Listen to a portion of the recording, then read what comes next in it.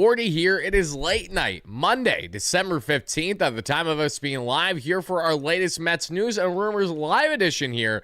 Different from a typical Mets free agent frenzy, because I like to label that more so in the heart of winter meetings, and obviously when there's actually a frenzy of potential moves going on, and there was. But unfortunately, what was happening was more on the negative end as a Mets fan versus positive end, as we only saw negativity in guys like Pete Alonso and Edwin Diaz leaving the organization. So no, tonight's labeling of the live show will not be a free agent frenzy, but we'll stick with news and rumors because that is accurate. And tonight's show, everybody, we're going to continue to expand as to what we know on the latest in the New York Mets and their trade talks with the San Diego Padres. Where do things stand on the front of guys like Mason Miller, Adrian Marajón, and yes, that's the way that you pronunciate it, if I'm not mistaken, Mr. Estrada, maybe a little bit on our guy Laureano. We're going to get into not only on the Padres fits, including starting pitcher Nick Pivetta. We'll talk about recent reporting that came out earlier today from Sammon of The Athletic, friend of the platform, breaking down the key players available via trade. We know Mark Vientos is being shot by the New York Mets, but it did not stop there. We'll break down the other young players that the Mets currently have on the block, who we could very well see traded this offseason and for what. We'll come up with some potential hypotheticals as to what's been reported out there that we know to kind of connect the dots as to what moves could be had on the trade front. From there, we'll also talk on what the Mets are looking for in the starting pitching market. We all know that they're heavily involved for starters, but who are they going to land? Are they still involved in the Michael Cain market? Has he already took the Mets out of the equation? Because there's been some reporting and misreporting going on there over the past 24 to 48 hours. We'll talk a bit on Cain. We'll talk a bit on Framber Valdez. We'll get into a bit more on the trade options for this New York Mets team for starters, and we'll also get into a bit more as to what we know across Major League Baseball as a whole to kind of figure out, okay, what is next for the Mets right now? Because we know that they lost out on some key core pieces to the puzzle, guys that were far from the issue for their lack of success in 2025 or the lack of success in years past, going back to, say, the start of 2019. But one thing or another, for better or for worse, David Stearns is moving forward with his own type of philosophy, one that has been far from a fan favorite. So let's see if he can not only right the ship here, but make Mets fans satisfied before truly having pitchfork in one hand and fire in another, getting set for 2026 spring training. Thank you guys so much for joining me this evening. I really appreciate that. Like I said, we have planned to get into in this one. Tonight's show is going to be really a lot of a Q&A session session as well, as I'm going to be answering as many of your comments as I can possibly get to, because when we've had our videos and live streams popping off as great as they have lately, and I really appreciate that, the downside is that while we have more viewers, it's less people that I'm able to get a chance to answer in a timely manner. So if you have specific questions that you would like answered in this one on the topic of not only where things stand on the Padres trade talks, going after these individual players, what you like or don't like about them, who the Mets may have up for trade, and an abundance of other things in Mets land, feel free to relay them in the live chat. And to our replay viewers, don't hesitate from hitting that like and subscribe button on your way and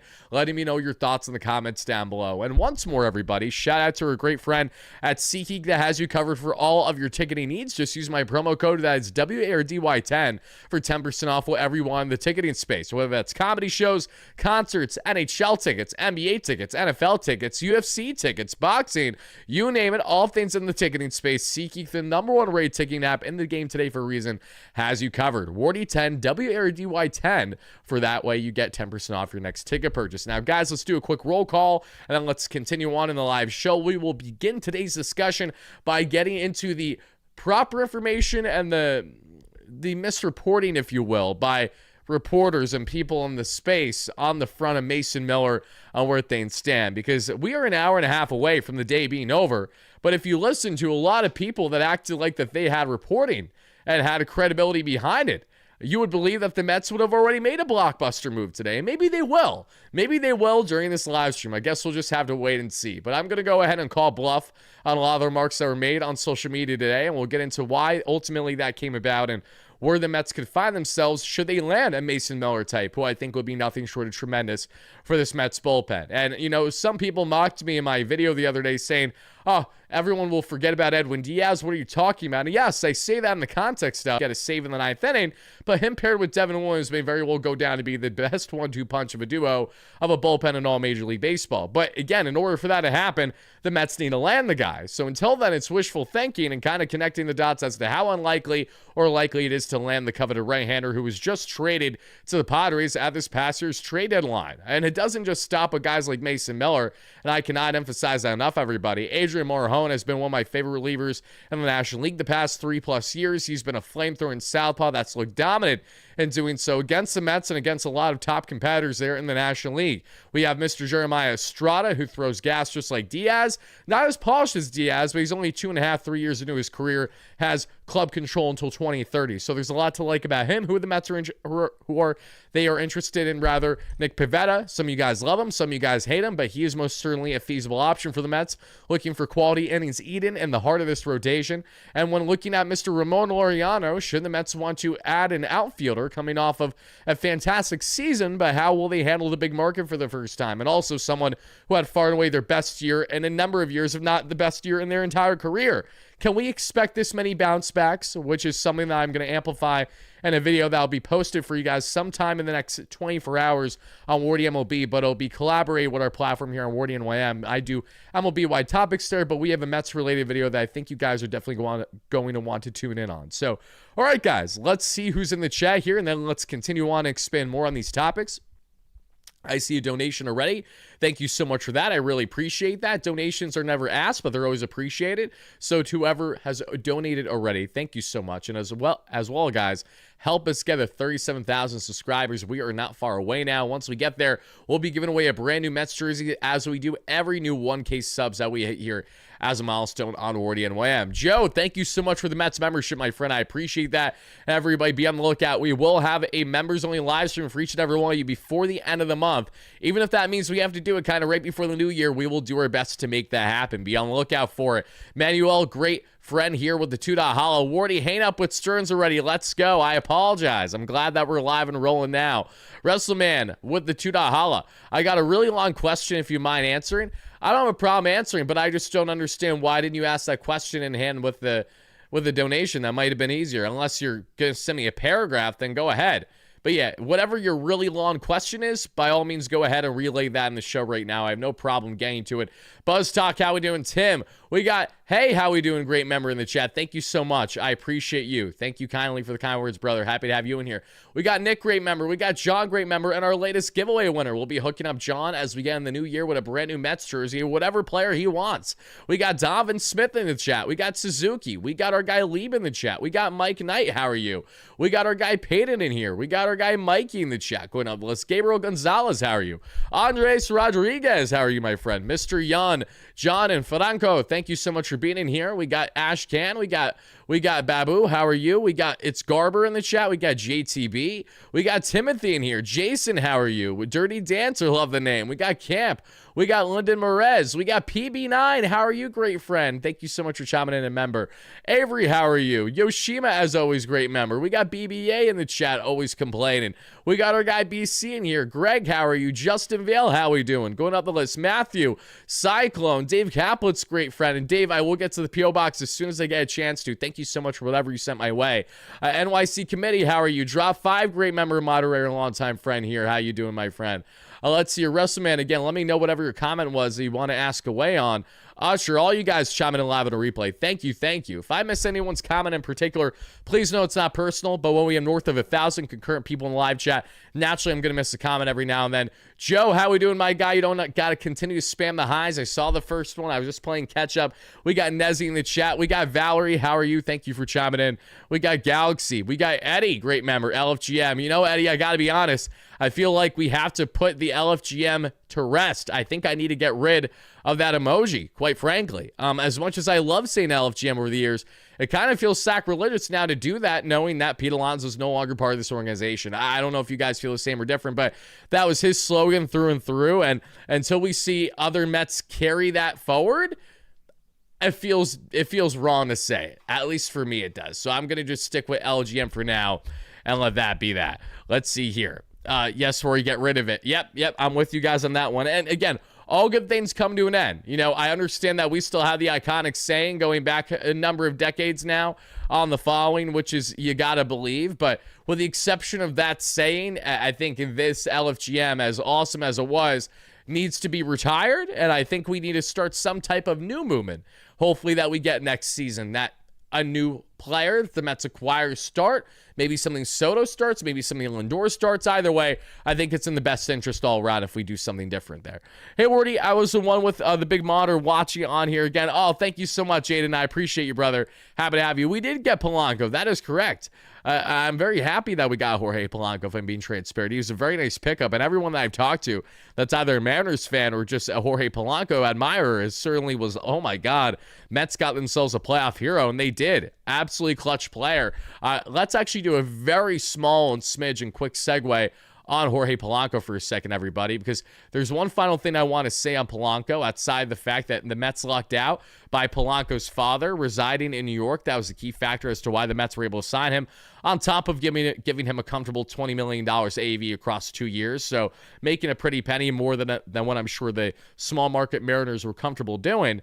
But one thing on Polanco, and one ignore down on the graphic, it says right for his handedness, but he's a switch hitter as a batter, not just a righty. So my apologies for that.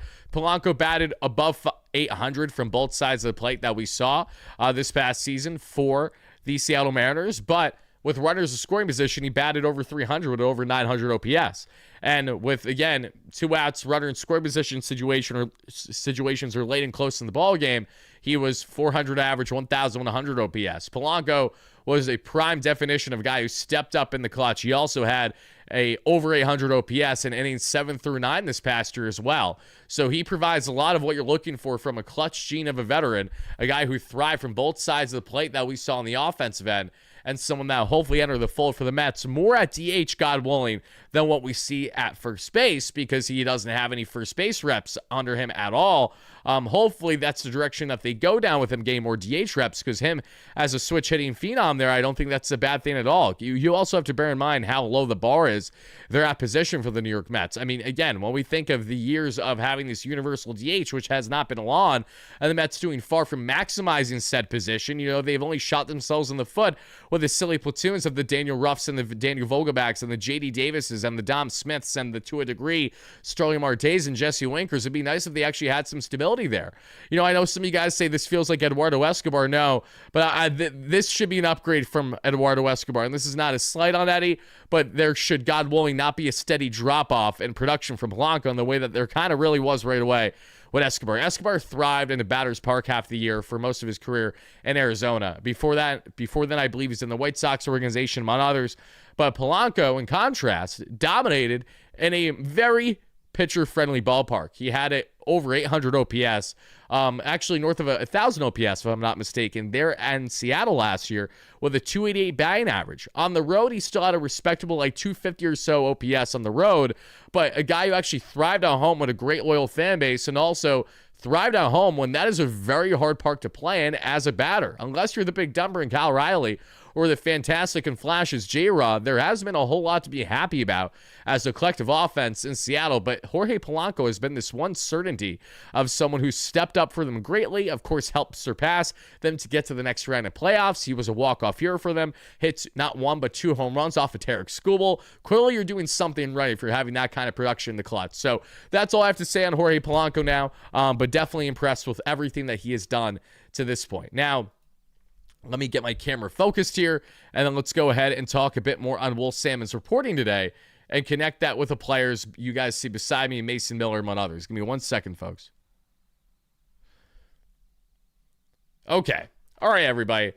All right, class. Let's do this together. Let's begin tonight's conversation with the following of Will Sammon, because we did emphasize some of this in our video that dropped earlier today regarding the Mets being a supposed finalist for Mr. Kyle Tucker, and we'll expand on that in tonight's live show. But I do implore you guys to check out that video when you get a chance, because I have a more thorough breakdown there versus what you're going to be getting in tonight's live stream. But this article in particular had a lot of juicy nuggets in it, and we didn't talk about as much as I otherwise was planning to do.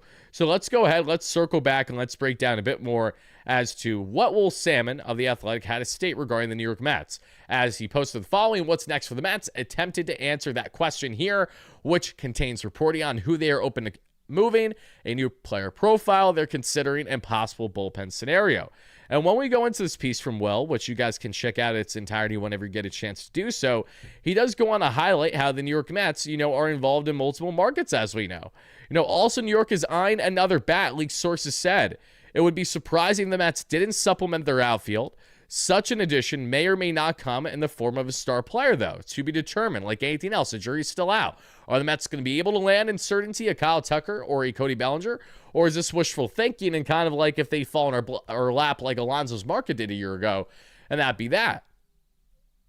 It kind of feels like it's the latter at the moment, but I think for right now, for the time being, it's more of a circumstance where we're going to probably see the New York Mets be opportunistic, as they say. And I don't think the Mets are going to be heavily out on one market or another anytime soon, unless we do come to find out, A, Kyle Tucker's actually signed already, or B, that Cody Bellinger's market is really heating up. Because I think the Mets would love either of these players, and they probably want Tucker more than Bellinger, even though Bellinger is more defensively sound, because reports from Will in this article state today that the Mets are actually more after a bat-first player now. So, interestingly, after the Mets decide, you know what, we're not even going to give a valiant effort in to Pete Alonso. We're not even going to give him a full contract offer.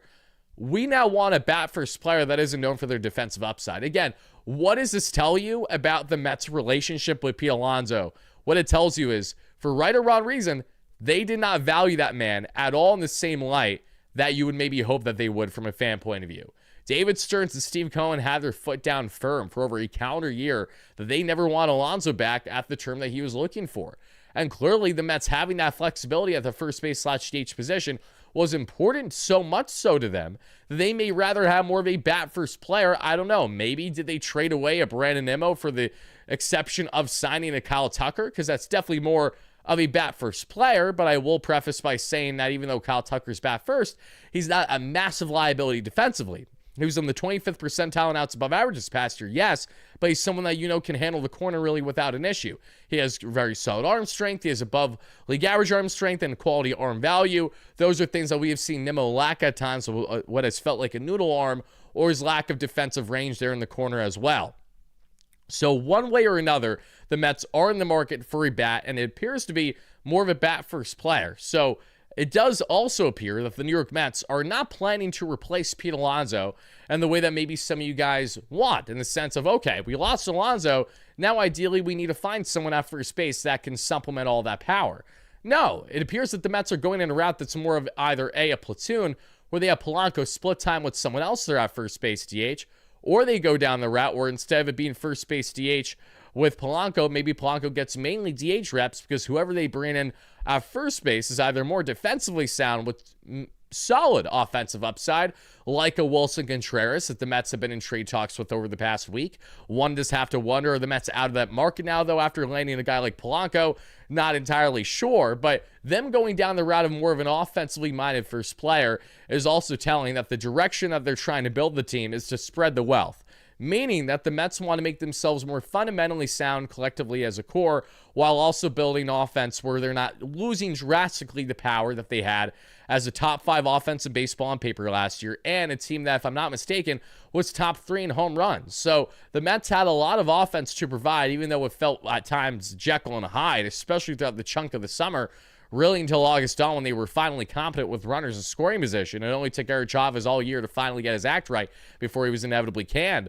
But the point is that the Mets are going to probably find themselves in a position where, contrary to having a first baseman be their home run king outside of Juan Soto in right field, they're probably going to have a guy at first base that will be averaging anywhere from 20 to 25 home runs a season, giving you solid production while giving you far above league average defense, God willing, if it's someone not just named Jorge Polanco. Because if it is someone named Jorge Polanco, and let's say hypothetically he gets the bulk of the reps next season for the New York Mets at first base up until the trade deadline, and let's say that Polanco just has a terrible transition at first and he makes Pete Alonso look like a Gold Glove. I don't anticipate that to be the case, but God forbid if that were going to be the case, then again, you do really have to question David Stearns' decision-making on why we went down the route that we did. Did we do that because you for certain signed Kyle Tucker to help supplement the offense of the corner? Did you do that because you landed a Cody Bellinger to help supplement the offense that you're going to see in both the corner and at first base if you want to get creative depending on reps and configuration for Mendoza? Do you want to go more down the trade route and really see if Byron Buxton has an appetite to waive that no trades, and if the Twins are not schmucks and are actually going to be willing to deal a player that's never going to win in that organization. Not that the Mets have a lot of championships to flex, but the bar is low when we're talking about the Minnesota Twins here, okay? So point stands, the Mets are in more the market for a bat first player, and while it's not certain exactly who that player is going to be, it has been noted in this article again from Sammon that the Mets are absolutely of the appetite for a Kyle Tucker or a Cody Bellinger. But again, as we've said, it really will go in hand with how these markets shape up for them. So if you guys think that David Stearns is going to approach this as he has done with other players in the free agent market, then I think we have come to the quick conclusion that the Mets are not going to land either of those players, because you simply cannot move in a manner that where you're in the same position as others where, okay, let's say hypothetically I'm going to give Cody Bellinger a 5-year contract when other teams are giving him 5 and maybe a team gave him 6. No, if those teams are greater looking contenders on paper than what the Mets have to offer, then that alone is where the Mets are going to be shooting themselves in the foot, and they simply cannot do that when they don't have enough to sell. And I'm going to continue to sound like a broken record with this in particular, because I need to see David Stearns prove me wrong and to move away from this philosophy that we're going to move in the same manner as other teams as if we have the track record of success or that we're the more desirable location, when neither of those things are true. You're dealing with high taxation in New York. You're dealing with a surrounding city field that's going to be under construction until June of 2030 currently, thanks to Metropolitan Park. And you're dealing with a fan base that can be unbelievably toxic. You're dealing with a media that can be unbelievably overwhelming. The largest market in all of sports outside of LA, it's obviously going to be New York. And again, the Mets only have one true valiant playoff run in the past 5 years under Cohen. Do you really look at that and say, oh yeah, I got to be in Flushing, Queens? Or do you say to yourself, Toronto, meet me close on this contract and I'm yours? Or LA, you know what? Give me a higher AAV, short term, I'll take it. Why not? Like, what is it about the New York Mets? How can they separate themselves from others? And how they separate themselves, again, goes back to how they started as an organization, how they spend their dollars, and ultimately how they allocate now their assets, which they have an abundance of. And that brings me to my transition of this key topic in this article from Will Sammon. He did state that not only is Mark Vientos available via trade, but so is Ronnie Mauricio and Luis Angel Acuna. Again, this is not necessarily groundbreaking news. If you guys were under the expectation, like me this offseason, that the Mets, of course, were not going to be running it back with the same group of young infielders. There wasn't a chance in hell that's going to happen, especially when, one, they're blocked, and two, you actually have teams that could prioritize them right now. So I think the Mets are in perfect position at the moment to maximize on that, especially as they have continued their trade talks with with the San Diego Padres, among other clubs. Because the Mets, of course, have an abundance of prospect capital that they can find themselves dealing.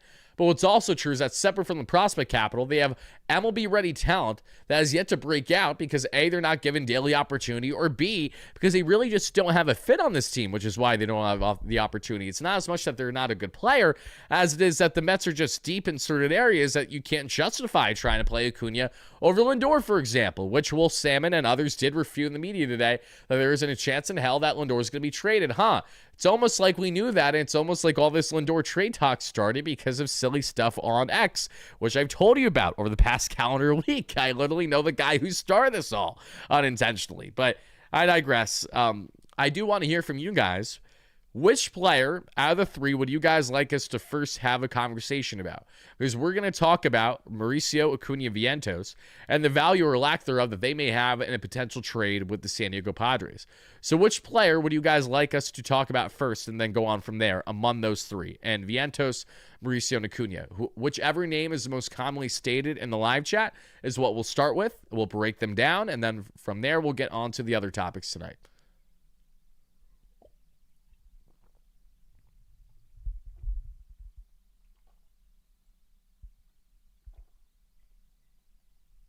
Shout out Mountain Valley Spring Water at your local Whole Foods today. Not a sponsor. Okay, Mark, I get it. You guys want to talk about Swaggy V some more? Fine. Fine by me. Let's go ahead and talk some Mark Vientos, shall we? Because, again, we know that Mark Vientos, he's looked like a man halfway out the door for a year now. And it sucks because you think of Mark Vientos and you think of that awesome 2024 run for the New York Mets, and give me 1 second, everybody. I'm just taking the flannel off.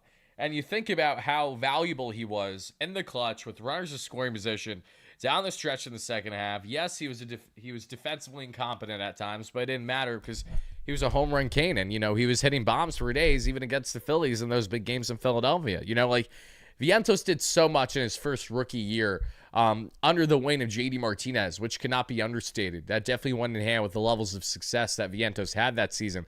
But now that we had a sophomore slump so prominent in a year where David Stearns is kind of having a no-nonsense mentality, and especially in a year where David Stearns wants to fix run prevention. Mark Vientos doesn't check off any box that's appealing in David Stearns' eyes. Otherwise, the Mets would not have just signed Jorge Polanco to be a guy that may very well get a bulk amount of reps at DH, separate from just first base next season.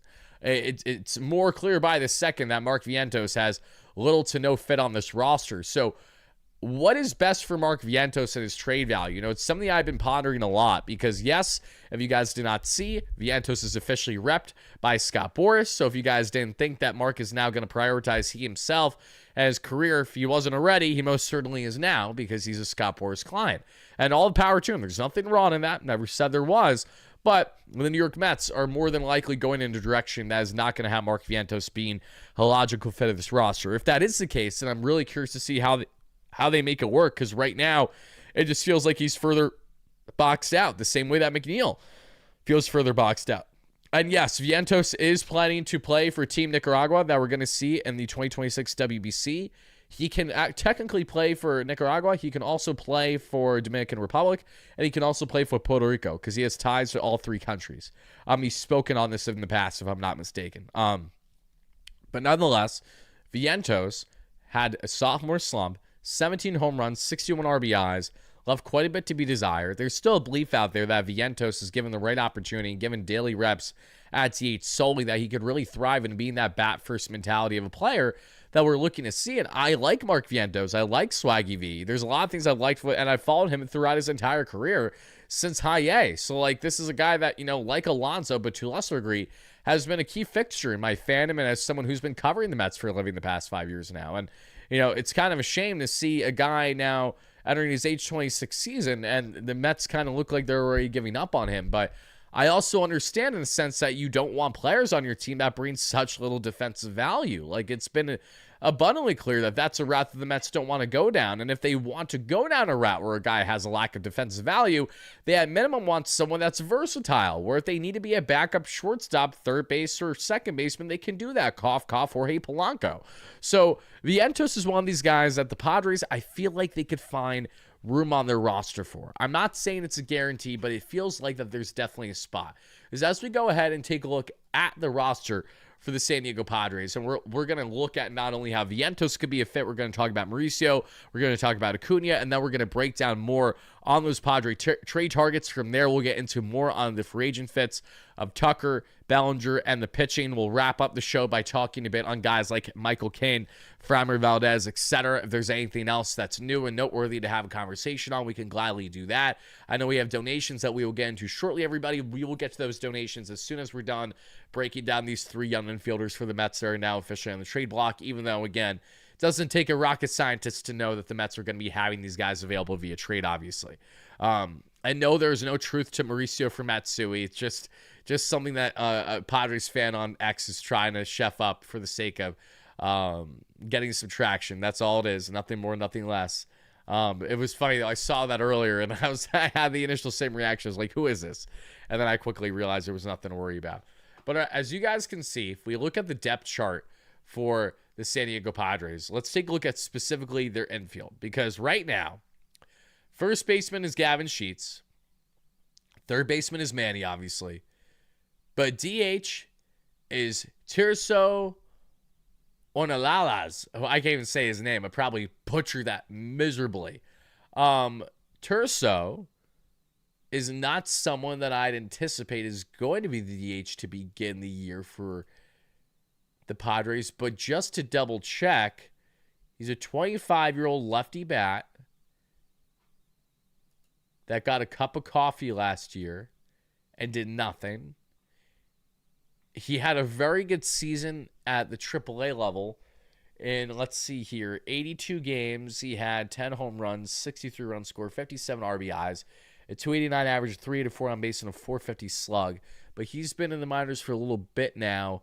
I don't know how confident the Padres are that this is someone that's going to be like their DH starting next season. Vientos is obviously more established there. And if they do trade someone like Ramon Laureano, then that's where he could have more value. So let's go with the hypothetical right now that there's an opening at DH for the San Diego Padres. And should that be true, that's where Mark Vientos becomes a feasible fit. So then you say to yourself, okay, and Mark Vientos is someone who could slot in as a DH profile for the San Diego Padres next year.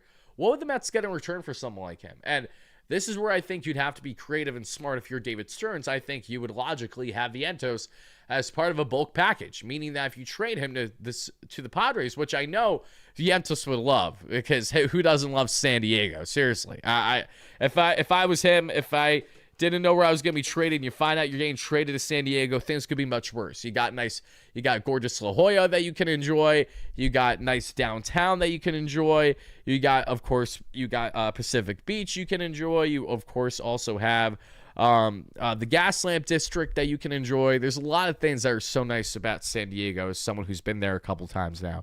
But Vientos, I think, would not only be a seamless fit for them at DH, but the Mets want pitching, right?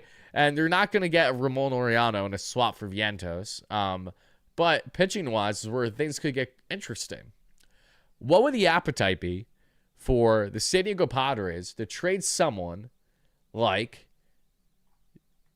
either Adrian Morejon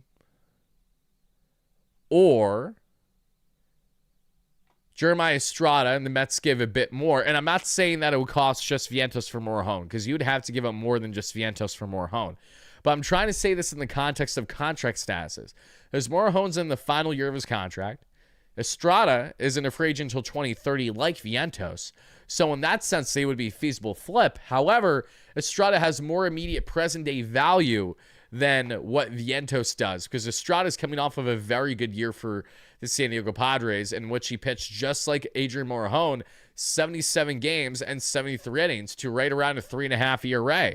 Estrada pumps absolute gas, mind you, as well, so there's a lot to love about that. Not an overly towering pitcher, but a very effective one. A 13.3 K per nine or 3 walks per nine. He's a fantastic profile, and one that you could see kind of being more of your Walmart Diaz, because he won't be as good as Edwin, but he'll be very good and need a lot of innings for you as a high leverage reliever. That's a flamethrowing righty, a guy who again sits 98 plus on the gun, what you're looking for. So is that something that could be had? Two guys are under club control until 2030. For Vientos, he brings more present-day value, and for the Mets, they get themselves more of a need for their bullpen. But if I'm AJ Preller, I know I want to add more to my offense, but at the same time, is just giving up Estrada and one-for-one swap justified? I'm inclined to say no, because of how much Vientos struggled this past season.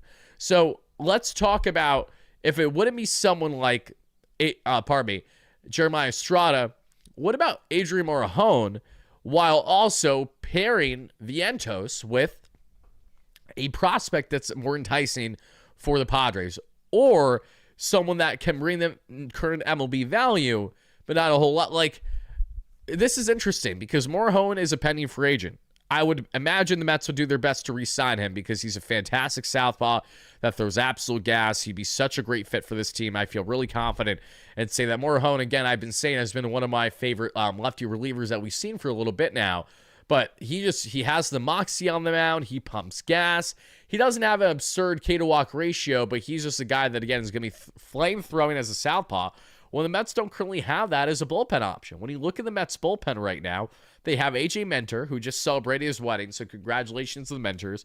And you also have, Brooks Raley, but that's it for your lefty options. Outside that, it's slim pickings. So Morejon fits a team need as a flame-throwing lefty in this bullpen who does it at a high-quality rate, eats a lot of innings because, again, 75 games, 73 innings, so plenty to like there. So is that a role where it would make sense? Like, would the Mets have an appetite to trade Vientos and Acuna for Morejon? Or would that just be asinine to do for a rental reliever? And it's completely justified if you feel that that's asinine. I'm just trying to connect the dots given the fact of how little value both Acuna and Vientos currently have in the organization and how much value they would be bringing in with someone like Morejon. Because if you can lock up Morejon to a multi-year contract, It's a slam dunk of a trade if you have to give up at least one of Vientos or Acuna, and you don't lose sleep over it. Because Acuna right now, what present-day value does he bring you? Now, this is not a personal slight to Acuna. It's just a fact. His current present-day value is someone who is a fantastic base runner as a pinch runner, late-game replacement, late-game defense replacement. That's that. How many times is Acuna going to get a start in this infield next season, barring injuries? Probably not a lot. So Morejon is a guy who I know the Mets really like. I think he makes a lot of sense for the Mets to be going after. And I do hope that if they can't say land Mason Miller in the end, who would be a fantastic pickup for this team, that they can at least settle with someone like Morejon and or Estrada. Nick Pivetta is fantastic as a middle of the rotation starter that can eat a lot of innings for you. But outside of them, I do now want to jump back to talking about the players that the Mets have available. Because Luis Angel Acuna, again, as I was just mentioning, is another guy that falls in that category. And when you look at Acuna's numbers, 95 games, almost 200 play appearances this past year. Again, very limited sample size. What's true is that Acuna has, already 6 or 7 home runs in the Dominican Winter League this year. So it just shows you how easy the ball flies there. But Acuna, again, all his values through his defense. He's just not a guy that I see having a role in this organization much. And it's no slight to him as it is the Mets have their areas filled out. I don't think that they're going to have Acuna play all this outfield. Again, he's a fantastic backup defensive option at like third or second short. But you also bring in someone like Morejon. Why am I blanking so bad? I apologize. Jorge Polanco. Jorge Polanco fits more of that team need as your backup, infielder. And if you already have that, where does the value of Acuna present itself? It feels like it's less and less more than anything else. What are my sources saying in direct hand with what I've been relaying to you guys? Nothing crazy right now. Otherwise, I'd be saying breaking news, yada, yada, yada, that kind of stuff. We'll get more to Kyle Tucker later on the live show, as I mentioned, among other things. Hit that like and subscribe on your way in, everybody.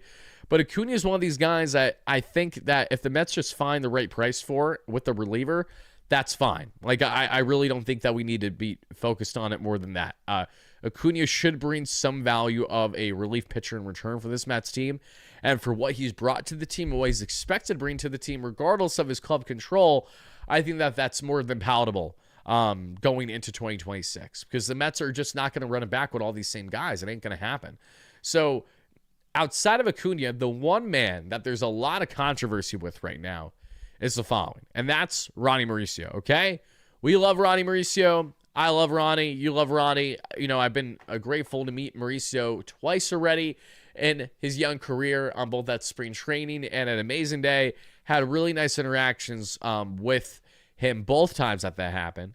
But Ronnie's one of these guys where if you see his potential, you say to yourself, oh my God, Ronnie Mauricio actually could be a fantastic player if he just balances his offensive approach.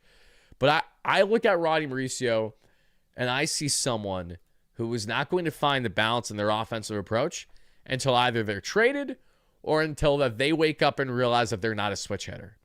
And it might be the latter. And here's why. Mauricio batted almost 30% above league average from the left side of the plate this year as a switch hitter, okay?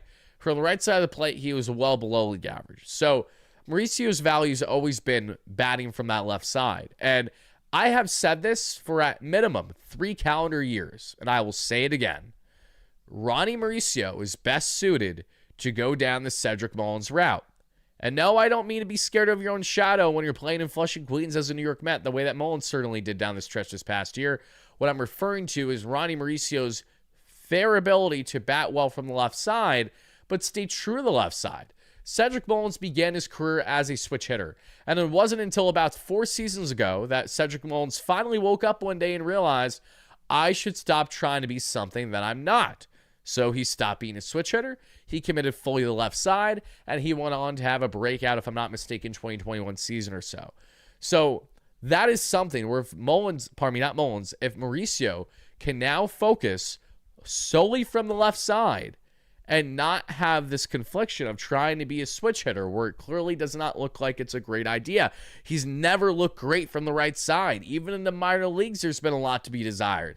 When he hits bombs from the left side, they look like real home runs. when he's hit bombs, few and far in between from the right side, he looks like someone that just got enough of it. There's a clear comfortability balance for him facing right-handed pitching versus facing left-handed pitching. But if he now can start to take consistent reps, batting solely from the left side, I really do think that that'll be best for Mauricio as development. Again, we see the potential. We see the flashes that you guys see in the highlights beside me. But for me, Mauricio's the guy that has so much uncertain value that I think that there are some teams out there that would be willing to take a risk on and go after, oh, that bomb against the Giants. That's like when he helped single-handedly beat the Giants that game in San Francisco this year, if you guys remember, right into the Bay. Love to see it. Absolute tank. Didn't he hit 2 bombs that game? Yes, he did. I just call it. No, or maybe I'm wrong. Maybe that's just an RBI double or something. That's an RBI double. He drove an Alvy. Nonetheless, he's had some good games against the San Francisco Giants and a bomb against Robert Suarez. Can't wait to see that against the Atlanta Braves this year if the Mets don't trade Mauricio. But if they do trade Mauricio, maybe that's because he's going to hit more bombs in that ballpark. This time, not as a visitor, but as a resident. Ronnie Mauricio, I'm sure, is a guy that would check off some boxes for a San Diego Padres team that has some versatile players, but they aren't great with their versatility. Listen, Jose Iglesias, oh my God, get Pete Alonso highlights out of here. I can't do it. Jose Iglesias ain't going back to San Diego more than likely. Jake Cronenworth is a guy that they've been shopping. When you look at the infield configuration of the San Diego Padres team, it leaves a bit to be desired, if I'm being completely honest with you, with the exception of what you're getting in, and just give me 1 second, everybody, and what you're getting in just your entire infield. Like, look at it with me, everybody, just to go back for a second. Again, at third base, you have Manny. Okay, you have first, you're at Gavin Sheets. So Gavin's solid, but, not amazing. He's a solid player. He had a good year this past year. Xander Bogaerts. There's some people that are actually trying to say that the Mets would take on Xander's contract to lessen Mason Miller's value. Listen, it's hard to believe that the Mets would land Mason Miller without eating some form of salary in a way. But I can't imagine it being Xander Bogaerts is locked down until he's like 42 years of age. That feels really, really hard to believe, okay? So I'll have to see to believe that one. Jake Cronenworth is a contract, too, that the Padres love to get out of, but I don't really see the Mets dabbling in at the moment. So the point is that when you look at this infield, there appears to be potential, especially if the Padres want to get creative and, say, trade someone like Cronenworth separately. Because if you trade Cronenworth and have an opening at second base, you could have Mauricio be your guy if they want to go more of the youth movement of a guy in Ronnie who's entering just his age 25 season and is on pre-arb. And what happened to Borna? Borna's just been chilling, doing a fantastic job as an agent for north of 200 content creators, including myself, in sports over the past couple of years. That's why he no longer makes content, because he's more focused on the business side of things, and he does a fantastic job of it. Shout out Borna. We love him. But point stands, Ronnie Mauricio is one of these guys that I think a lot of fans, including myself, don't want to see traded. However, if it does happen, you may understand why. If it does happen in a trade with, say, the San Diego Padres. I don't think Ronnie's going to ever get to his full max potential in the organization, but I also understand the criticism and wanting to trade him still this early in his career, feeling it's fairly premature. Now, we talked about Ronnie Mauricio, and we talked about all these guys, and we talked about how they could be feasible fits for the Padres. Now, let's get into why the New York Mets want to make trades with the Padres, because outside of those relievers in Estrada and Morejon, who are fantastic options, let's lean in a bit more on the following. I'm going to be very brief with the following player because this is nothing against him. I don't think that this is going to be a whole huge focal point behind why the Mets are going to trade with the Padres should it happen. But Ramon Laureano is a fascinating one to me because Laureano, again, is coming off of the best season in his career either ever or in a hot minute. And this is the same Ramon Laureano who took a page out of the Starling Marte playbook as guys, veteran outfielders in baseball who have been caught using PEDs. Starling Marte got caught using PEDs about a decade ago or just under with the Pittsburgh Pirates organization. And Laureano, who's a former Oakland A, got caught doing it then. Ramon, what do we see throughout his entire career? Yeah, he hasn't had a season this good since his 2019 juiced baseball and literally juiced bicep season with the Oakland A's. So Laureano bounced back tremendously in a nice little batter's park half the year there in Baltimore for the Orioles. And that means traded to a really nice sunny side San Diego, with the Padres as part of their playoff run. 24 home runs, 76 RBIs, 281 average, 342 on base, 512 slug. We're looking at almost, guys, just for context, Ramon Laureano was only 4% lower than Pete Alonso as a batter last year. Pete Alonso, I believe, was around a $142 on the WRC+. Ramon Laureano, 138. Alonso, I believe, had a 3.6 WAR season around there. Laureano had a 3 WAR season. So, again, the reason why I state this is because for right or wrong reason, the Mets are going to be looking at some of their offensive acquisitions in a way of, okay, we can get 80 or 90% of production of overall value that Alonso brought to us by landing this or these players at this fraction of a cost. And not that the Mets need to go down this money ball mentality, because they most certainly don't, but for the sake of really maximizing how they allocate their assets and spreading the wealth, so that way they don't have to act like drunken sailors and lock themselves down on long-term contracts in every facet of their organization, because that is not how you properly run a team. Now, as I say this, I also haven't really entirely agreed with a lot of what David Stearns has done necessarily in operating the club. The jury's still out as to how he's going to configure this team and how I'm going to feel about it. But if Laureano is someone that they decide to bring in, they would be doing that most certainly because they see the upside in someone who is a great win-now player, a lot of moxie, a guy like Jesse Winker you don't want to F with, so it's fitting that he'd be a nice corner outfield fit for the Mets. And again, though, Laureano, he isn't terrible, but if you bring in him in the corner, it leaves a bit to be desired if the Mets say stand firm and go into next season with Tyrone Taylor and Carson Bench splitting time in center. Because that may very well happen, as well as Sammon stated in his article. It still very much is a possibility that the Mets, they're comfortable with that, and they need to go down that route. And I think that they should upgrade. I like Bench a lot, but I think you need to add some certainty. So Laureano is not someone that I think is going to be like the focal point behind a trade should happen. But I just want to reiterate him briefly because of the fact that I know that he was one of the players mentioned in that piece. And the other one that's notable, again, is Nick Pivetta, because as we know, Nick Pivetta, and I know you guys don't necessarily love Pivetta's track record. I remember Nick Pivetta going back to the mid to late 2010s in the juice baseball era with the Philadelphia Phillies. He used to get rocked all the time. He and Zach Eflin, before they really adjusted and got better in their careers after leaving the Phillies organization. We saw Eflin thrive with teams like the Rays and the Orioles. And for Pivetta, we've seen him thrive with Justin Willard, who is now the Mets' new pitching coach, in the Boston Red Sox organization the previous couple of years, and now most recently with the Padres. Pivetta is technically on a rental contract because he has opt-outs after this and the 2027 season. He's technically under contract till 2029, but it's essentially a rental contract.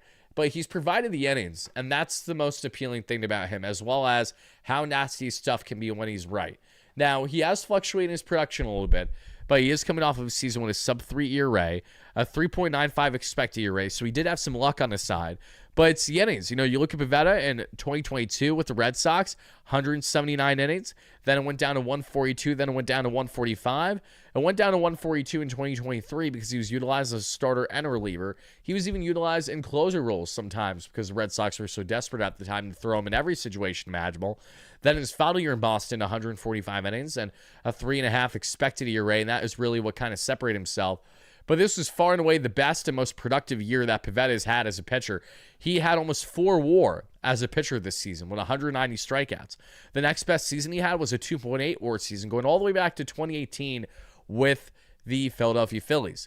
So what do I like about Pivetta? Again, he has the makeup of a strike thrower. He has a very respectable K to walk ratio of almost a 9.5 K per 9 and 2.5 walks per 9. He has 180 plus innings under his belt. He's going into his age 33 season, but still very much has a lot left in the tank. A guy who could be right in the middle of this Mets rotation, be effective for them, which is what I find appealing. But what I don't find appealing about someone like Pivetta is that the Mets can't go after someone like him and then go after someone like, in my opinion, a Michael Cain. They can't go after guys that don't have clear ace-level profile. Like Pivetta had starts last year where he looked like an ace, but so did David Peterson. So that may only take you so far if you're not that consistently and providing that longevity that you need if you are the Mets in desperate need of help with your rotation. So Pivetta is someone who we know the Mets like quite a bit. They had interest in him in his market over a year ago, but that's soured because he had the qualifying offer attached to him, and the Mets weren't going to go there. Padres did because they gave him a really bizarrely structured contract where the Padres basically didn't have to pay anything up front in the first year of his deal outside of the signing bonus, because the base salary, I believe, was at most $2 million, if I'm not mistaken. So Pivetta brings value, and he's a guy that makes sense that the Padres would like to shed payroll on. And that's why in a role where, say, the Mets trade for a Nick Pivetta and, say, a Mason Miller, if we're really going to get nuts, that is what would further warrant the Mets giving up a haul of prospects, including some of their top pitchers and pitching prospects in Jonathan, to a degree, Brandon Strode, etc., because the Padres are looking for that young, controllable pre-arb upside talent while shedding payroll. And for the Mets, they want guys that can help them right now and are not opposed to guys that can help them long term, because Mason Miller is someone who the Mets have loved for a long time. And the Mets heavily pursued Miller at the trade deadline. Again, it was not for a lack of effort when they tried to land him, but when you had a team like the San Diego Padres offering a literal king's ransom by giving up a top 3 consensus prospect in all Major League Baseball for him, clearly there's a valid reason as to why that trade happened. And Miller dominated, 2.5 ERA, 2.5 expected ERA this past year, an absurd 15+ K per nine to a 4 walks per nine.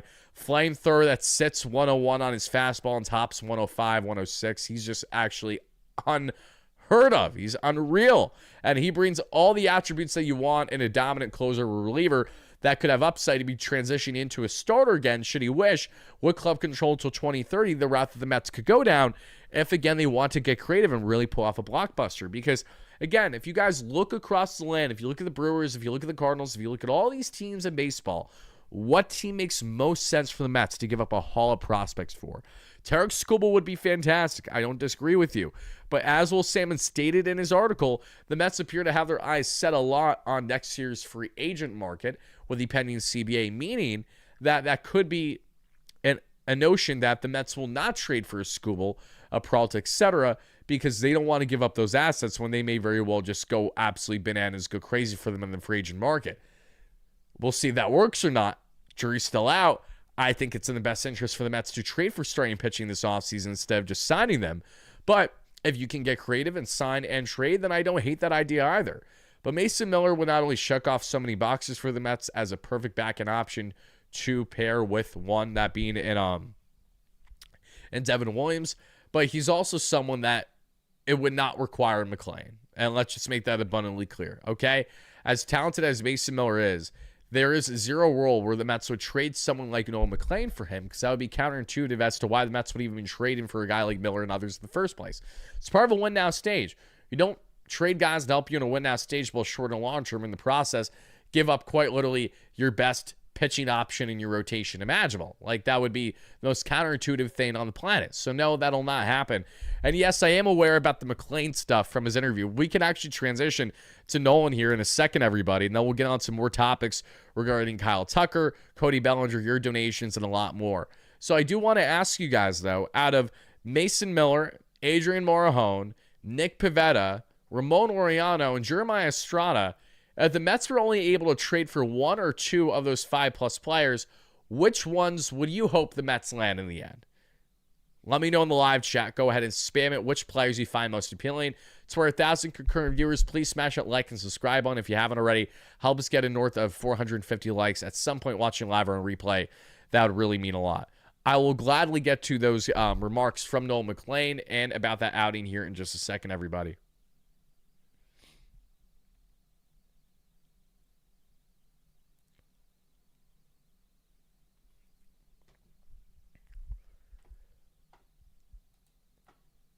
Let's see. A lot of Miller and Morejon. Yeah, I love Morejon so much. I would probably say for how much you'd have to give up for Miller. I would love Mason Miller. I would really be ecstatic if we landed him, but I think for team need reasons, it may make more sense if you're going Pivetta, Morejon route, kind of trying to kill two birds with one stone thing, getting a starter and a quality reliever. I would love all of them, but I'm not expecting the entire Padres bullpen to come to the New York Mets, okay? As deep as their bullpen is, they're not even going to do that.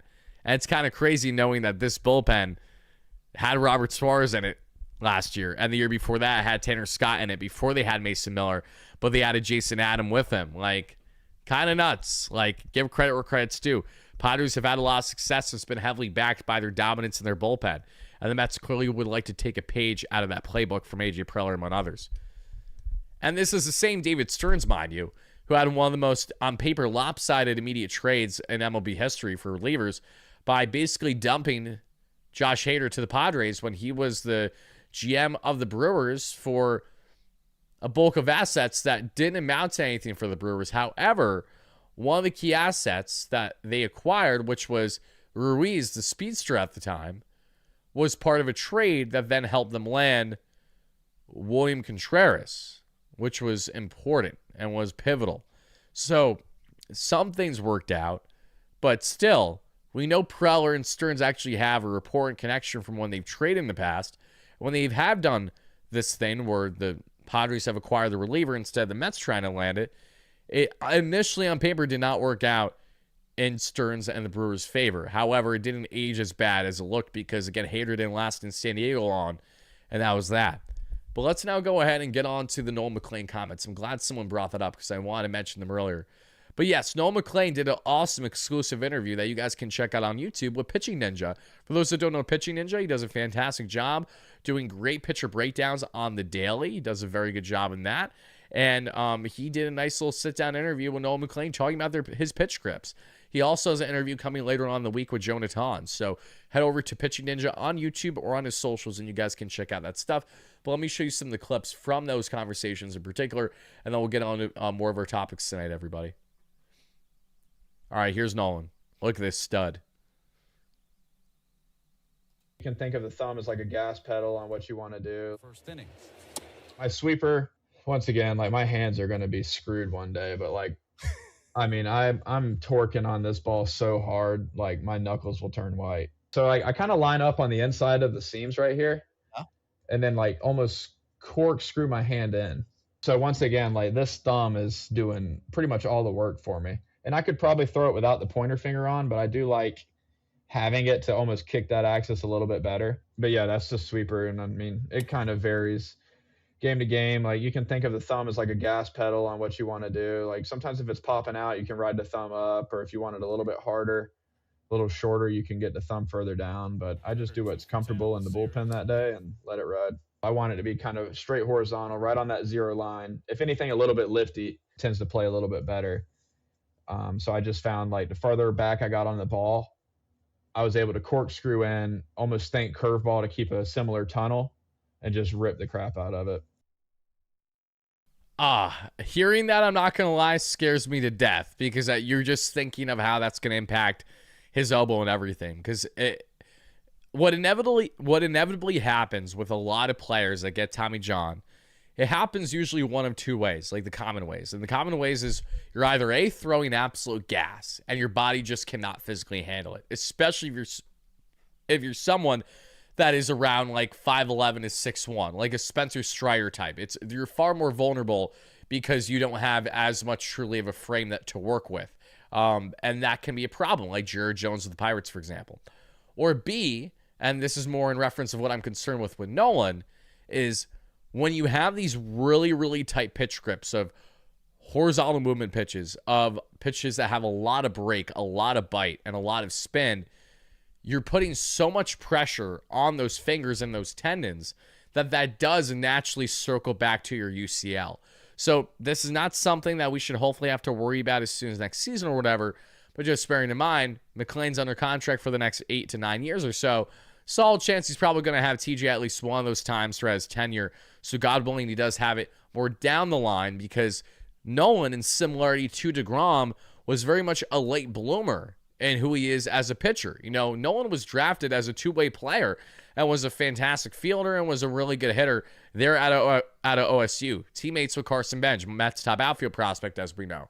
But after being a year in the organization, the Mets said, we're going to scrap your hit tools. Let's just focus solely on your pitching because you have the stuff and you have the horizontal movement to separate yourself from the rest. And that was completely true because as soon as Nolan started his track of the past year of developing himself in the farm, he quickly became one of the best pitching prospects in Major League Baseball. It was a treat to watch constantly in the minors. It was amazing to watch at the Major League level. I was in attendance for one game of his this year. Sadly, he lost that game in Philadelphia. But even at his worst start, he still put up worst 2 runs allowed in 5.2 innings or so. So still could have been a lot worse. I have one other remark to share in regards to McLean. Then we'll get into your donations I'm long overdue to answer. And then from the donations, we'll also get to their specific questions you guys would like me to answer and expand more on guys like Tucker, Belly, Kane, Valdez before we wrap up tonight's show.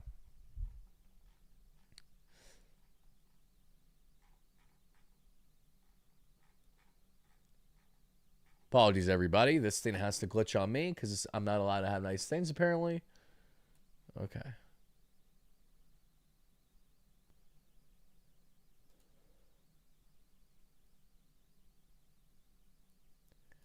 Okay. Here's another curveball. I've mixed and matched a little bit when I was with the minor league.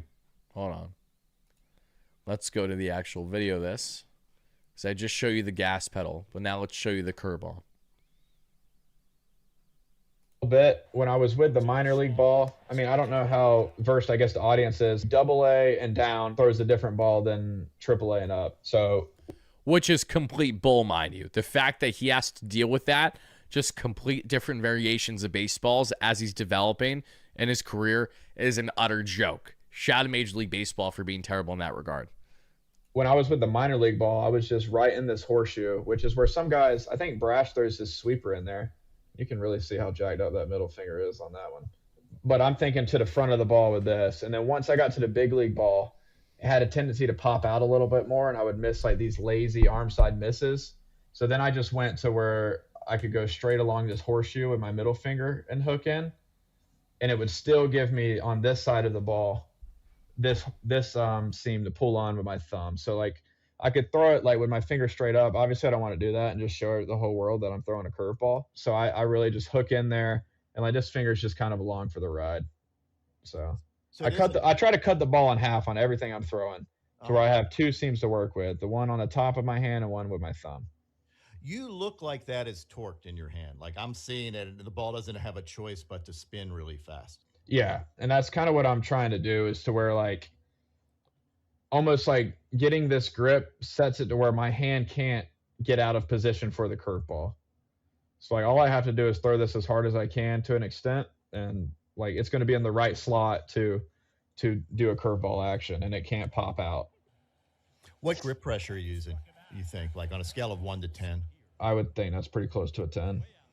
So you're gripping the crap out of it, throwing the crap out of it, and knowing the grip's going to do the work because you're presetting everything and torqued. Yep, and I mean I can kind of experiment like different halves of the ball, depending on what it's doing. But from the most part, like I found just kind of riding the seam right here, and then on the thumb just gives me the most leverage for it. Curveball. Oh, he's a stud. He's a stud. Not a chance in hell the Mets trade this man this offseason, okay? If they do, it has to be for like Shohei Ohtani. That's the only exception. Otherwise, it's not valid. It's not justified. You can't do it. I won't allow it. Simple as that.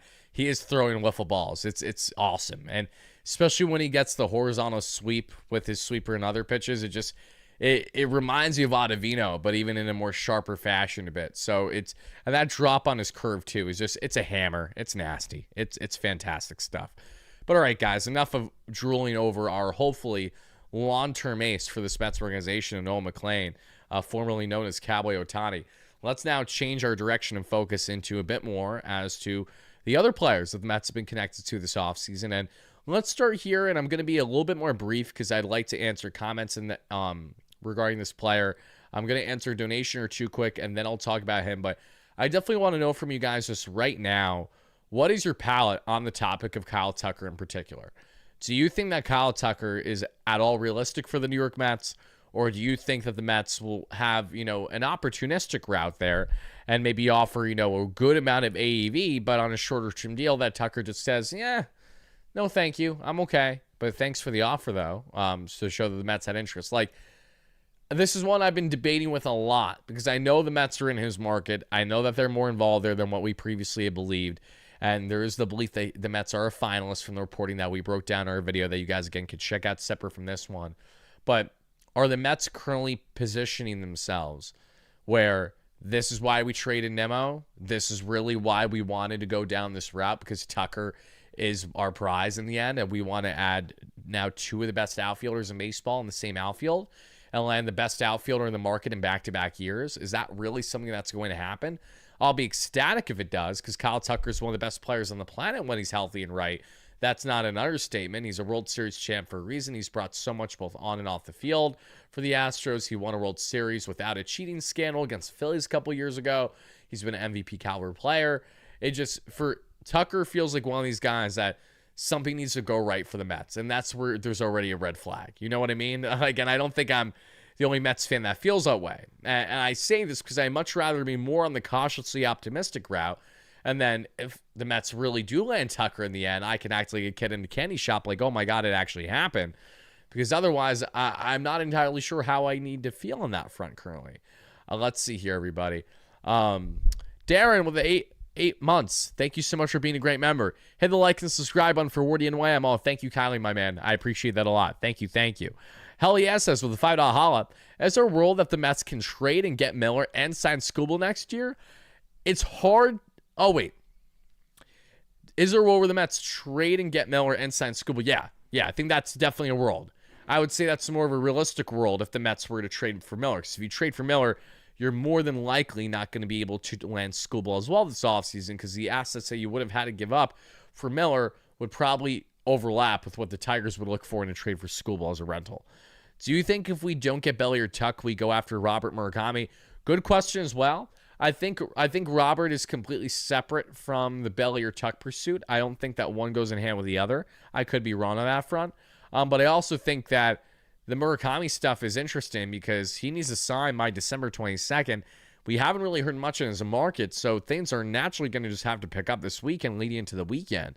So yeah, I'll be transparent. The last that I've known on the Mets front, I was kind of told to not have a great expectation that the Mets would sign anyone out of Japan this year, whether it was Tatsuo Imai, whether it was Kazuma Akimoto, or Munetaka Murakami, which is discouraging here, depending on what the Mets can versus can't control. But I also don't know exactly how accurate that is either, because we know how much these markets can change in the last minute. And I have no clue what Murakami's market looks like right now. Like, he kind of feels like he's going to land with the Angels in a way that Ohtani did years ago, just because, like, no one can properly evaluate him at the moment. He has so much plus power and upside, but there's been a lot of debates and questions as to how does he handle velocity. And that's also been misconstrued. I've actually have told you guys to a degree wrongly how Murakami's splits, where there's been a lot of controversy. Recent reporting has come out which has stated that Murakami has handled velocity just fine in limited sample sizes. So I don't really know what to believe on that front now, versus I felt very confident earlier in the offseason from what was being relayed out there that Murakami couldn't hit a beach ball against 93 plus, but now he supposedly can. And this has been, again, in part an issue, because when there's a communication issue and like a lapse in dialect because you're going from people translating things from Japan to, the States and to English, it makes things a bit more difficult. So what I do know is that Murakami has eerily similar numbers of Shohei Ohtani against velocity at his age, for when Ohtani was at his age. I also know that Akimoto is probably the most balanced option of a hitter that the Mets could land that brings defensive value. And I also know that Tatsuo Imai is an unbelievably sexy and attractive starting option, but I think there are teams that are a little deterred by his floor, and that may be hindering on his market a bit. I don't know where things stand there right now. It's been a lot of up in the air on that front, but great question nonetheless. Cherno says with a $2 donation, my perfect offseason is Tucker and Contreras. That would be an awesome offseason, but you want to know why I'd be so far from perfect? Because I don't hear you talking about the Mets landing starters. And last time I checked, the Mets didn't make playoffs last year because their rotation was unbelievably ass from inconsistencies due to injuries and just injuries in general. Cherno, thank you for the donation, brother.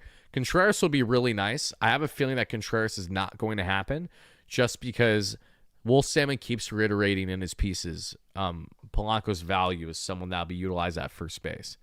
So that makes it interesting, to say the least, how they're going to go about this. Let's see. Oles with the $6.99 Canadian. Wardy, big fan of your channel. I'm not a Mets fan. I'm from the North. They're Blue Jays fan. But respect you for all the videos and research you do. Salute. Thank you so much. I really appreciate that. God bless you and yours, my guy. I don't know if you've checked them out, but if you want Blue Jays-related content, please look no further than my great friends at JML Ballcap Sports and my guys Nick and Adam at the Blue Jays Today podcast. They are some of the best Blue Jays coverage that you can find out there. I also know other guys that are very good. I don't care for them as much just because I find them honestly a bit more annoying, but they do have a really good following. And I just say annoying in the sense of their social media presence than anything else. And it's just the one. He knows who he is. Is the Gate 14 pod. They've been like recognized by the Toronto Blue Jays organization too. They did like a promotional day with them, and they had a really good time throughout the season, if I'm not mistaken. So all those people for Blue Jays content, make sure to check them out. Thank you for the donation. Losing a bit of faith in Stearns broke my heart. I get it. Listen, it's hard to not be broken when you lose fan favorites in Diaz and Alonso. And I'm not trying to sell you on, oh, David Stearns is going to make you happy in the end. I'm just telling you that they do have a plan. And contrary to the belief of some hilarious Mets fans out there, the Mets do get plenty connected. The Mets do get plenty informed on the front of guys like what we see in Soto and Lindor being relayed information ahead of time. It's very, very common. Where a lot of you guys, for some reason, maybe because of media narratives or whatever the case may be, were under the impression that Soto has no clue what he's getting himself into, or that Lindor doesn't want to be here. I'm like, you guys have literally no clue what you're talking about. These are two of the biggest leaders and the most important players contract-wise in the organization. I promise you, they get relayed information ahead of time. They know everything ahead of time, and they're aware of everything, and they're content with everything because they know that the Mets have a plan for good or for bad reason. And Gary, it's so easy to just not chime in instead of being the schmuck that you continue to be. And I understand it might be hard for someone like you that just can't bear without going a day without making an idiotic remark. I understand this is easier said than others for people that can't help their compulsion. But I implore you to please either go away or just not be a dummy. It's one of the two. I promise you'll get through this. Let's see here. But where he didn't say Tucker's not a player. I don't know what you meant by that, Leo. Are you staying live for a reason, Wardy, or just live for fun? Not live for a reason. Fair question, Cliff. Hope you're well. I'm live because tonight felt like a good night to be doing a live stream. It's not because I'm expecting dun, breaking news, that kind of stuff. You know what I mean? So I'd like to make that clear. Hope breaking news happens, but I don't believe it will be tonight. We're 20 minutes from 12 a.m., and last time I checked, you had multiple schmucks on X today. You had one that's a credentialed media member, and they know who exactly they are, who quite literally gets to ask questions to Devin Williams and all the new New York Mets and the media scrum, yet has writings that very little people follow in comparison to content like this, and is constantly wrong about the things that they say. And they always contradict themselves with follow-up posts on X by saying that, oh yeah, this was initially in confidence, but it may not happen. Happens every single time with that specific schmuck, and we're just supposed to buy it now? Like, really? Really? That's one thing. Then you have another idiot out there, and they know who they are, who does content in the space, all these things, never has anything information, nothing of that, has their posts blow up because they're acting like that they have sources. Then you have another person who I know and I'm friends with, who I spoke to off air, I'm not going to say names, that stirred the pot on X earlier today when that really wasn't his intention because he was half asleep on a bus ride, and he really was hopeful that something would happen today, but he knows that he was going to get fried by people on X if it doesn't happen. He's getting fried. There was another individual on X today as well that was claiming that things would be close, or a platform, a brand of people, if you will. Completely wrong again. It's almost like everybody, if I'm calling bull on these things, there's a reason for it, okay? There's a reason why I never claimed to be a actual reporter. That is something that maybe, God willing, I will be at some point in my life, but that's not where I'm currently at. I'm a content creator. I'm a talking head. I'm very aware of what my role is. Sometimes I get relayed information. Sometimes I relay that to you guys, but never do I say that it's like for certain going to happen in the sense of landing players. I just have been relayed, and I said, listen, if it happens, great. If not, it is what it is. But the people that go out there and really view this as fact and try to just stir the pot because it's the time of the year and the stove of the season when they will tell you everything but any detail. They'll be so unbelievably broad by saying, oh, I'm hearing that the Mets are close to this happening, but it may not happen. Keep an eye on for so-and-so to be posting on reputable reporters because it's going to go down. Like, please, with all due respect, shut up. Stop trying to stir the pot. I understand you're desperate for clicks at this point because no one's going to interact with you otherwise. But please, can we stop with this? It's every offseason. It's so effing tiring. I'm entering year 6 of covering this club, and yet people haven't gotten an effing clue over the past 6 years how to adapt or how to figure out, maybe I shouldn't act like this because this sliver of credibility that I still had left is now going down the drain with the rest of it that's been lost over the past half decade. I don't know. You guys figure it out for me. Do you think it's logical for people that clearly are talking out their ass to continue to act as if they're not? Because I'm fed up with it. So apologies for my little TED talk and a little rant here, but it's almost midnight. So you're getting a little bit vulnerable Wardy here on almost soon to be December 16th, 2025. Deal with it. All right, going on from talking about Kyle Tucker, I got a couple more guys I want to talk about, then we're going to get out of here, okay? And let's talk about the following. Kyle Tucker would be awesome, but if it ain't going to be Kyle Tucker, who will the New York Mets get? Say it with me, Classer. Let's be hopeful that it comes to fruition, and that would obviously be Mr. Cody Bellinger. Now, Belly would be awesome. I would be very much in favor of Belly. I made it abundantly clear how much I like Bellinger. I understand there's a lot of concerns with Bellinger. I also think some of these concerns are unbelievably overblown. I also believe that Cody Bellinger is one of these guys where, for those that are so scared that, oh no, Cody Bellinger won't be able to handle Citi Field. Look at how he had home and away splits last year. I'm like, oh yeah? The same Cody Bellinger that was like a playoff MVP that helped the Dodgers win a World Series. The same Cody Bellinger that had a fantastic first year plus in Chicago. I'm pretty sure Cody Bellinger is going to be productive wherever he goes. But yes, you might see a drastic split in his home versus road attendance. And his, not attendance, but rather his production. But here's the thing. If we can handle Francisco Lindor having what? A 6.30 OPS on the road this past season, batting 30+% below league average on the road, then I'm inclined to believe that this offense can also handle a world where someone like Cody Bellinger is brought in and may have splits where he's a little bit better on the road than home. Because Bellinger, you could say he's overrated, you could say this and that. He's without a doubt an anomaly of a player in this year's market in the following.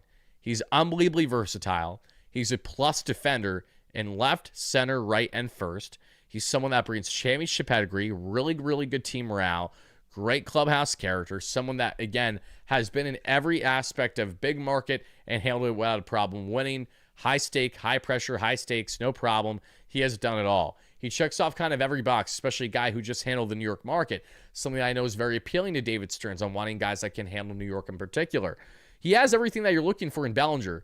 The only reason as to why I don't see Belly happening, truthfully, is because either A, the Mets do F around and land Kyle Tucker, or B, because Bellinger gets, say, a 6+ year contract, the Mets maybe don't want to go beyond 5. I'm not entirely sure. I really don't know. Let's see here.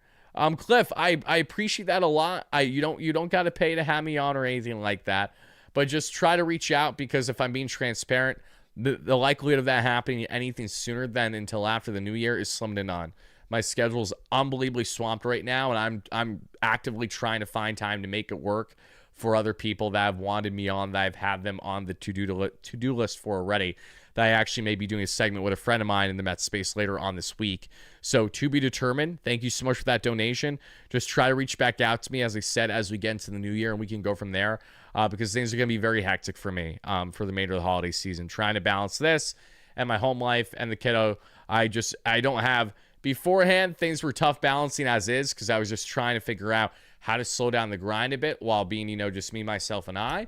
But now that I've built my own little family and got all that thing going, there's just so many elements that I'm just trying to make sure I have enough time in the day to make content for you guys. Anything beyond that has been so much easier said than done to make happen. And you know that because you guys see me pump out north of hour-long videos daily and live streams pretty consistently lately too. So it's never for a lack of effort there. So once more, thank you for that donation. Just reach back out to me after the new year, and I'll be more than happy to try to make something happen. Not a problem. New pod called Mets Gonna Met. That's hilarious. That really is funny. But again, thank you so much for the donation, Clifford. I appreciate that. No, you're good. No, you're good at all. Again, trust me when I say I appreciate it. That's why I'm providing context. That way you think I'm not like blowing you off or whatever. Because I've had people in the Mets space in the past to smaller and greater degrees reach out to me. I never even got back to him. Not that it was ever personal, just because of how hectic my own personal life was. And I'm not great when it comes to juggling things. If you guys haven't noticed that by now, I'm very good on juggling my content and handling that. But everything outside of that is still a great work in progress, no doubt. I am tired, 11, if I'm being honest with you. Not just kind of a long day today. I would say that. Was working on the video that we dropped earlier for a couple hours and was being a dad the rest of the time. So it just you guys know how it is. For anyone that's a young parent watching this, there's no off switch until really the night presents itself. But then you got to get up in the morning. Then the whole day starts again. So you're just in this cycle and just how to try to balance it. You know what I mean? So that's all it is. Nothing more, nothing less. Let's see. I've enjoyed watching you grow from 21. Thank you. I appreciate that. I'm from North Dakota. Been a huge Mets fan since 84. I like that you speak your truth. Hard to know it's real. Yeah, no, again, it is definitely hard to know it's real. And that's why I'm very fortunate. I feel like I'm a hybrid in this space where I've gone to the point of building enough cred where, you know, I work with Bleacher Report. I work with the New York Post. And I've seen all the ins and outs. You know, I've been in studio. I've done all these things. I see how people operate. I build relationships with not only agents in the space, former players, current players, things of all these nature. And trying to balance the fan point of view as well as balancing how media operates in New York sports and why narratives are pushed and why certain things are done. It's a really interesting balance. And I'm fortunate to kind of be this middleman, if you will, where I feel like I can be the voice of reason for you guys in a way that's beyond just me being a pissed off fan or a very reactionary fan. I can thoroughly explain to you kind of the thought process as to how things happen and why things are relayed in the media the way that they are and why you shouldn't take a lot of things with more than a grain of salt in the rumor mill. But why I discuss it is because I built a reputation on covering all aspects of the club. So naturally, anytime that they're going to be connected to players, trades, signings, you name it, like we're literally known for talking about it. That's why I get comments daily by saying, Wardy, like, you're my number one go-to guy. When I think of a move happen, I don't even know if it's legit until I saw you talk about it, because I'll know it's confirmed that. I'm grateful to have built that rep, but in the process, it's taken a lot of commitment and also just a lot of juggling and balancing, like I've said, more than anything. So thank you guys for that. But I'm getting on a lot of tangents here. I think it's just late night more than anything. So let's go on from Bellinger, who, again, I like a lot. I think the Mets will land if they can find out the right price. There's Bellinger taking Mets legend said absolutely nobody. Genesis Cabrera deep when Juan Soto got the worst boo birds imaginable at Yankee Stadium and scared him a little bit, rattled him in the first half of the season back in May. And I was sadly, wasn't I? I'm trying to think. I think I was at my boy Pat's house live streaming that series in one of those games when the Mets were getting curb stomped. That wasn't fun. Pat's the Met is the Yankee fan. Patrick Hennessy, if you know, you know. Let's go ahead and get into a couple more things real quick, everybody. And that is the pitching. Because as I did state before we get out of here, I did want to touch on two final topics, which is one, Michael Cain. We've heard some interesting reports that have come out. Now, someone out of Boston Globe, if I'm not mistaken, came out with a piece over the past 48 hours that stated that Michael Cain's, teams that are still involved are the Red Sox and like two others. The Mets weren't involved there. Now, I haven't seen anything fully confirmed to state that the Mets are out of Michael Cain's market. All I've seen is that someone who covers the Red Sox out of Boston did state that the Red Sox were still among like 3+ teams involved in his market still. But if the Mets are still involved in Michael Cain's market, which I wouldn't be surprised if they are, because, again, he makes a lot of sense for them. He won't make sense from an innings eater standpoint, but he will from the Mets handling guys, adjusting not long ago from relievers to starters because they have Clay Holmes, his former teammate, in that regard, doing that exact thing. But Cain has the profile of a pitcher who Justin Willard, Mets new pitching coach, I think would love to work with. The type of pitcher that Michael Cain is, and Shadowlance Brzezowski, who broke this down beautifully at the winter meetings, is that he's a profile of someone who really has like 3 different variations of his fastball.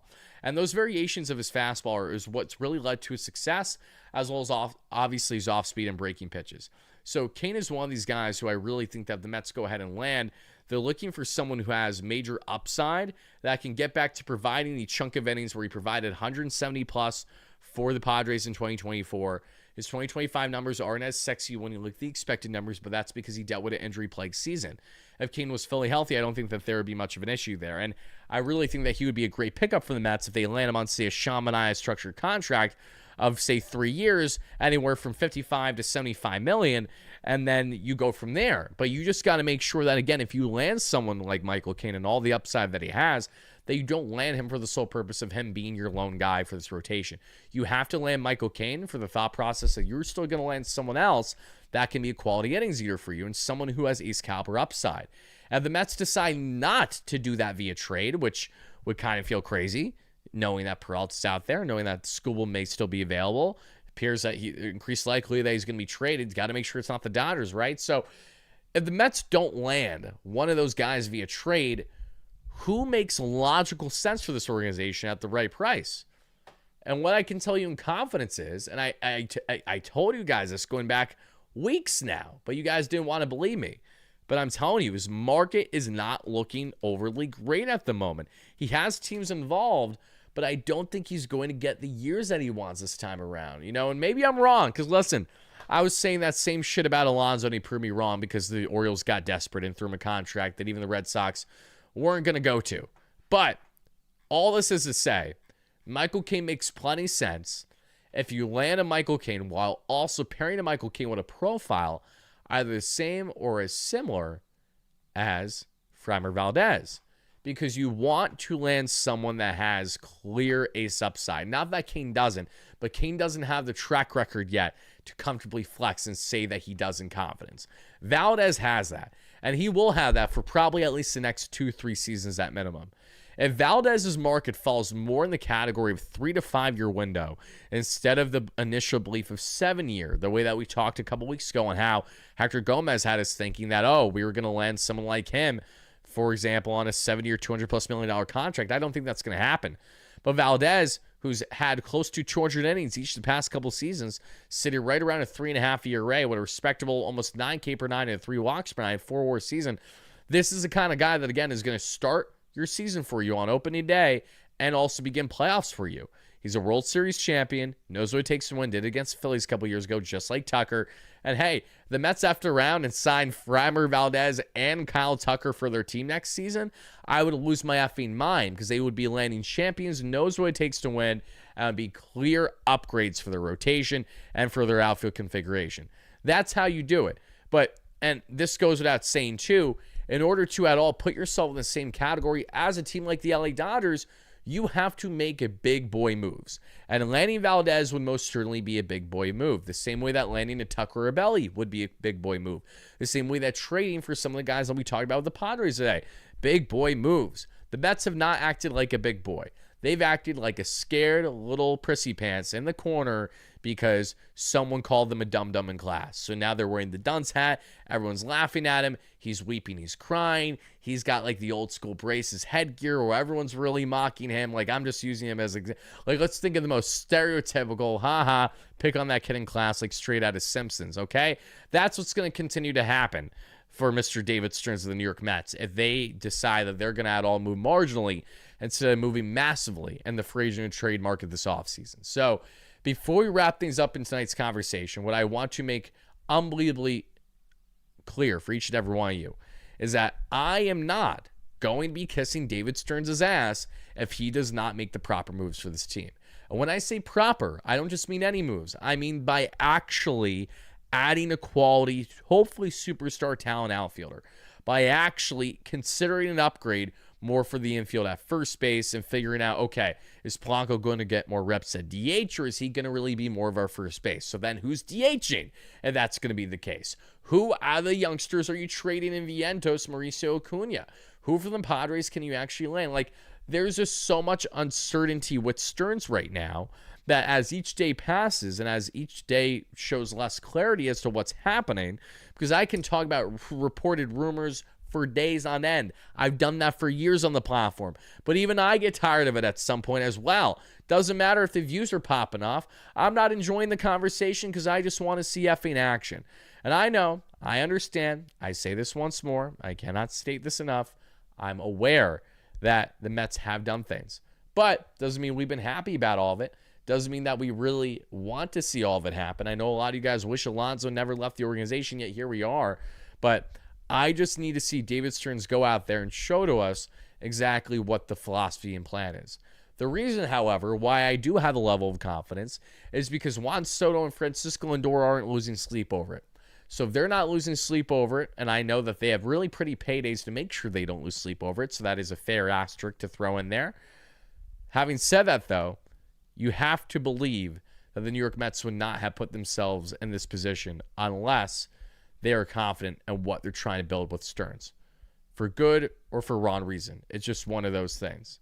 So, with that being said, everybody, let me get to a comment or two quick, and then we're going to be wrapping up the show. But everyone that is watching this on replay, please make sure to hit that like and subscribe on your way in and on your way out. I greatly appreciate that. And let me know all your thoughts and reactions to all that we broke down in tonight's discussion. Thank you so much. So to everyone watching live, we'll continue to answer a couple more questions, comments, concerns. Everyone watching replay, this is where we will officially be cutting things off.